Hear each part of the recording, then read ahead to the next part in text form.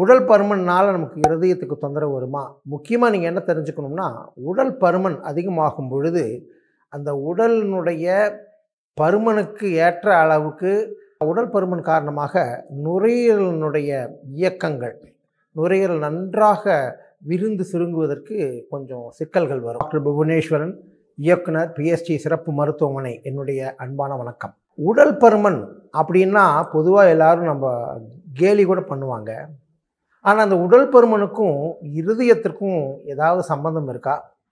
உடல் பருமன்னால நமக்கு இருதயத்துக்கு தொந்தரவு வருமா? அப்படிங்கிறத பத்தி சில கருத்துக்களை நான் பகிர்ந்துக்கிறேன். பொதுவா நிறைய பேர் என்ன நினைச்சுப்பாங்கன்னா, உடல் பருமன் அதிகம் இருந்தா, அதனால ரத்தத்துல கொழுப்பு சத்து அதிகமா இருக்கும். அதனால இருதய பாதிப்பு வரும் அப்படின்னு. உண்மையா சொல்லப்போனா அந்த மாதிரியான ஒரு தொடர்பு கிடையாது. முக்கியமா நீங்க என்ன தெரிஞ்சுக்கணும்னா, உடல் பருமன் அதிகமாகும் பொழுது, அந்த உடலினுடைய பருமனுக்கு ஏற்ற அளவுக்கு அந்த இரத்த ஓட்டம் அதிகரிக்கப்பட வேண்டும்.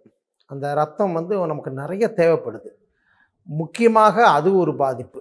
2வது பார்த்தீங்கன்னா, உடல் பருமன் காரணமாக நுரையீரலினுடைய இயக்கங்கள், நுரையீரல் நன்றாக விரிந்து சுருங்குவதற்கு கொஞ்சம் சிக்கல்கள் வரும். ஆங்கிலத்தில் டயஃப்ரம் அப்படின்னா உதரவிதானம் அப்படின்னு தமிழில் சொல்லுவாங்க. அது என்னென்னு பார்த்தீங்கன்னா, நம்முடைய நெஞ்சுக்கூட்டுக்கும் வயிற்றுக்கும் நடுவில் ஒரு இந்த மாதிரி இருக்கும். இது என்னென்னா, ஒருத்தர் நல்ல பெரிய மூச்சு எடுக்கும்போது இப்படி கீழே வரும், மூச்சு விடும்போது மேலே போகும். இது உடல் பருமன் இருக்கிறவங்களுக்கு அந்த சதை, கொழுப்பு சத்து அதெல்லாம் வயிற்றினுடைய பாகங்களை போய் சேர்றதுனால உதரவிதானத்தினுடைய இயக்கம் குறைஞ்சி அதன் காரணமாக ஆக்சிஜனேஷனுடைய பாதிப்பு குறையும்.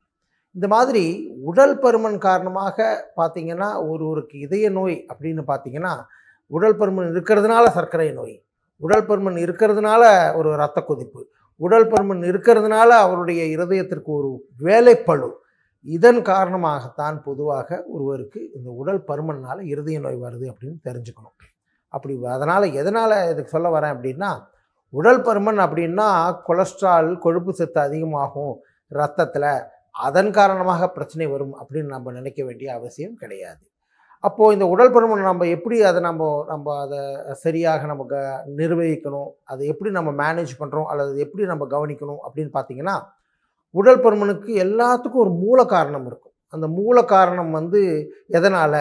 ஒருவர் அதிகமாக சாப்பிடுவதனாலா, அல்லது தைராய்டு சுரப்பினுடைய பிரச்சனைகள்னாலா, அல்லது வேறு ஏதாவது இந்த நாளமில்லா சுரப்பிகள்னு சொல்லக்கூடிய எண்டோக்ரைனல் பிரச்சனைகளா, அல்லது எதன் காரணமாக இந்த உடல் பருமன் வருகிறது என்பதை நாம் சீராக ஆராய்ந்து அதற்குரிய வைத்தியங்கள் செய்வதன் மூலமும், உணவு கட்டுப்பாடு மூலமும், எக்ஸசைசஸ் அல்லது சொல்லக்கூடிய உடற்பயிற்சி முறைகள் மூலமாகவும் இதை நாம் ஒரு கட்டுப்பாட்டில் கொண்டு வர முடியும்.